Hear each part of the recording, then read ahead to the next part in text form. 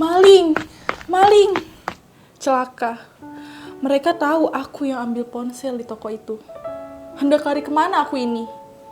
Aku tak tahu, karena baru 2 kali ini aku kesini. Yang penting, sembunyi saja dulu. Duh, di depan ada 2 satpam lari ke arahku dengan membawa pentungan. Dua-duanya lebih gemuk dariku. Yang satu lebih jangkung dan berotot. Terlihat dari bisep yang memenuhi lengan bajunya. Mereka tinggal beberapa langkah lagi. Mungkin cukup untuk merunduk, bergerak maju, berbalik dan menendang lutut mereka akan efektif melumpuhkannya.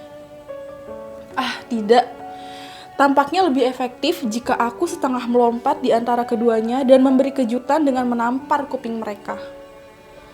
Pukulan mendadak ke organ sensorik seperti telinga akan membuat mereka kehilangan keseimbangan. Mungkin salah satu dari mereka akan sempoyongan karena didorong oleh tenaganya sendiri saat berlari. Saat begini, aku harus berterima kasih kepada kakek Supriyatna yang dulu memaksaku belajar silat.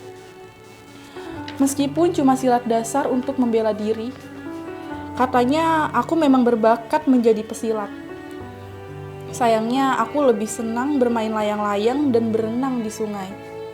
Tapi cukuplah punya ilmu silat tipis-tipis untuk melumpuhkan 2 satpam ini. Perhitunganku kurang tepat. Lincah juga satpam jangkung ini. Meski sempat terjongkok setelah aku tampar kuping kanannya, langsung bangkit. Sementara temannya mengerang terguling di lantai setelah menabrak tiang listrik. Si jangkung langsung berlari kencang menyerang balik. Amarahnya mendominasi.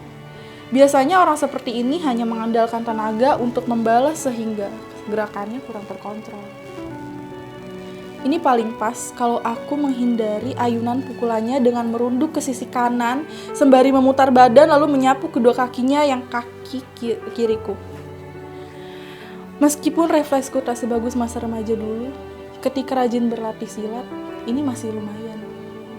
Mungkin karena aku rajin mencangkul di sawah, sehingga otot-ototku terjaga. Benar kan? Dia langsung terjengkang dan ambruk. Mumpung dia belum sadar sepenuhnya, aku harus segera menusukkan siku kanan ke dadanya.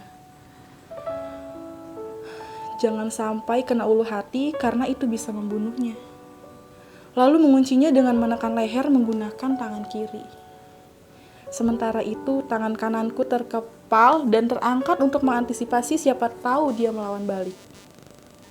Namun dalam kondisi seperti ini, kemungkinan itu hanya 1/4 dibandingkan dia menyerah. Napasnya tersengal-sengal. Lenganku bisa merasakan nadi dan detak jantungnya yang memburu. Jika batang leher aku tekan sedikit lebih keras, dia bisa tamat. Ingat, aku hanya tak ingin tertangkap. Bukan untuk menghabisi satpam ini. Dia merintih kesakitan, juga susah bernapas. Wajahnya pias seperti diselimuti tanya. Kira-kira apa yang akan aku lakukan selanjutnya? Perlahan dia mengundurkan otot-ototnya. Saat bersitatap, sorot matanya mengirimkan pesan mohon ampun. Aku kendurkan juga ototku untuk memberi isyarat dia akan baik-baik saja. Tapi, ya Tuhan, begitu mendongak ke arah jalan, gerombolan warga datang menyerbu. 12, 19, waduh, mungkin puluhan. Mereka membawa senjata seadanya. Palu, kayu, sapu, bahkan sendok garpu. Mereka mungkin dia sedang asik makan mie, lalu diajak mengejar maling. Mengejar aku. Aku paling tak tega memukul orang-orang awam begini. Lagi pula kakek Supriyatna tak pernah mengajarkan jurus untuk menghadapi orang sebanyak ini. Lebih baik aku lari. Ketika balik badan hendak lari, dari arah berlawanan, berlarian juga puluhan orang ke arahku dengan senjata kurang lebih sama. Aku terimpit. Jangan panik. Fokus. Aku menoleh ke kiri, ke kanan. Tak ada jalan keluar. Aku menoleh ke atas.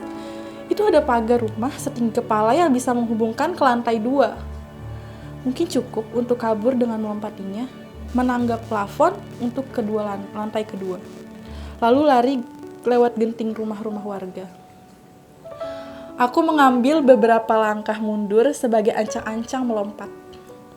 Ketika kaki sudah 2 jengkal meninggalkan bumi, sepasang tangan kekar menarik kerah bajuku dari belakang dan menghempaskanku ke tanah. Aduh, punggungku rasanya dihantam truk. Aku melihat satpam jangkung tadi menyeringai penuh kemenangan. Selanjutnya, aku jadi bulan-bulanan warga. Kamu pasti sudah sering mencuri di sini. Tidak tahu malu. Kembalikan HP-ku. Matikan saja, tak berguna. Kalau mau HP kerja.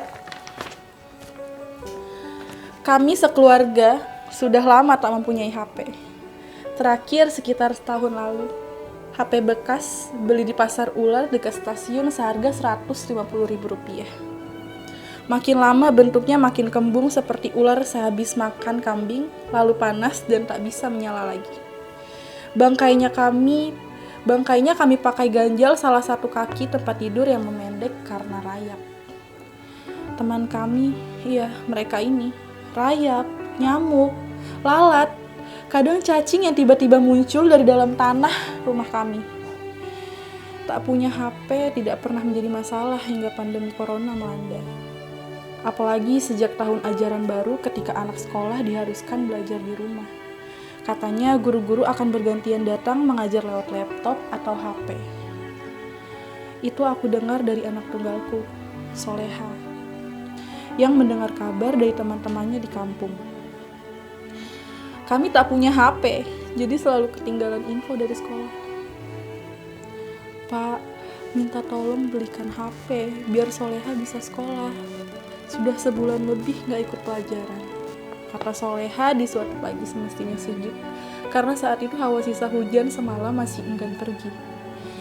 Ini musim yang aneh. Bulan Agustus tapi turun hujan. Seaneh kondisiku saat ini. Dulu masuk sekolah dilarang bawa HP. Sekarang sekolah harus lewat HP. Pernah Soleha mengikuti pelajaran dengan menebeng lewat HP temannya. Tak sering, mungkin hanya 2 kali. Sungkan, Pak. Bukannya dia mengizinkan. Di rumahnya ramai dan berisik. Tidak bisa mendengar penjelasan Pak Guru dengan baik. Kata Soleha lagi. Temannya itu lebih sering pakai headphone, sejenis alat bantu dengar agar suara dari luar tidak mengganggu.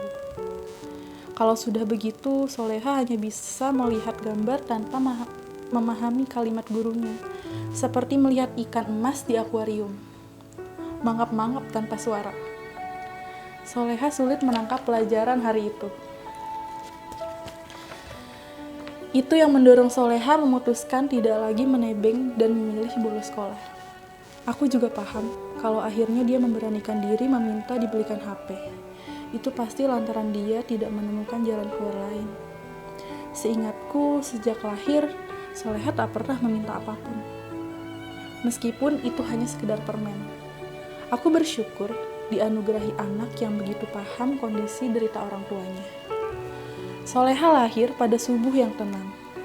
Beberapa saat setelah dia lahir, matahari bersinar lembut, seperti ikut memberi selamat.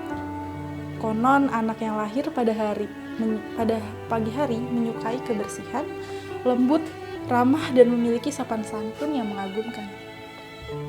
Dia juga rendah hati dan mudah jatuh iba.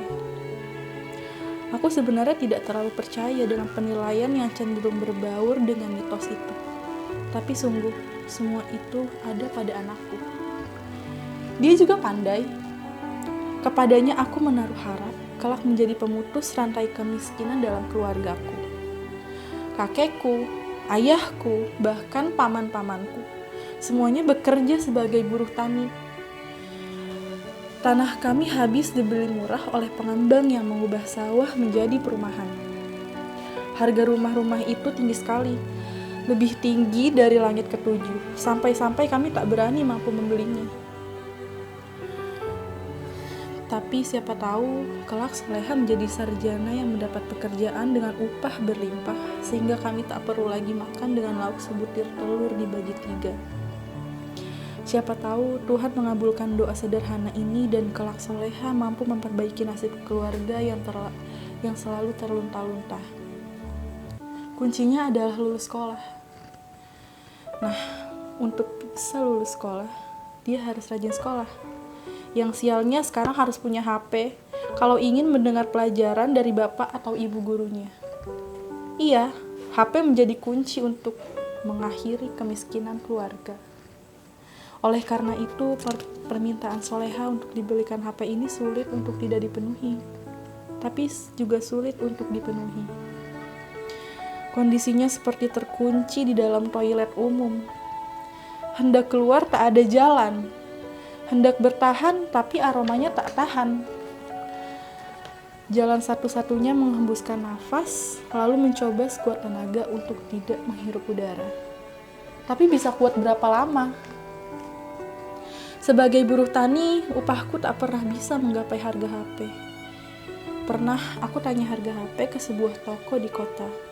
Yang paling murah harganya setara dengan upahku 1,5 bulan bekerja. Itu baru terbeli jika kami sekeluarga berpuasa. Kemungkinan bisa beli HP makin kecil, karena semenjak 4 bulan lalu, sudah jarang pemilik lahan menyewa tenagaku untuk menanam atau memanen. Musim sedang tak bagus, dan mereka juga mengurangi pengeluaran akibat pandemi. Selama bisa dikerjakan sendiri, mereka tidak bakal menyewa kami, para buruh tani. Akan tetapi, Soleha harus punya HP. Maka pagi itu aku katakan bahwa dalam beberapa hari lagi, aku akan pulang membawa HP baru. Tunggu ya. Gimana caranya?